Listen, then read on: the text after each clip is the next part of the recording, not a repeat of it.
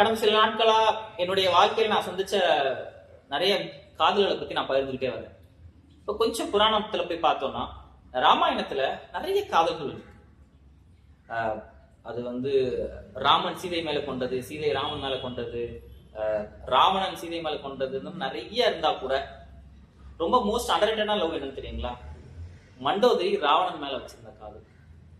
தான் கணவன் பெருசா நல்ல வேலைன்னு தெரிஞ்சா கூட, அவன் தப்பு தான் பண்றான்னு தெரிஞ்சா கூட கடைசி வரைக்கும் அவனுக்காக நின்னு கடைசியா அவனுக்கு ஒரே ஒரு அட்வைஸ் பண்ணணும்னு சொல்லி போருக்கு போறதுக்கு முன்னாடி அவன் நிப்பாட்டி மண்டோதரி கேட்ட ஒரே ஒரு கேள்வி, உன்னுடைய திறமைக்கும் அழகுக்கும் அறிவுக்கும் இவ்வளவு பொண்ணுங்க லைன்ல நின்னும், இவ்வளவு பொண்ணுங்க உனக்காக காத்திருந்தும், இவ்வளவு பொண்ணுங்க உன்னை ரசிச்சும் நீ அந்த பொண்ணுக்கு போய் நின்னு இப்ப உன் லைஃப தொலைக்க போறியே அப்படின்னு சொன்ன அந்த மூமெண்ட், தன்னுடைய காதலையும் தாண்டி அவனுடைய மரியாதை மண்டோதரிக்கு எவ்வளவு முக்கியம் நம்மளுக்கு இதுல தெரியும்.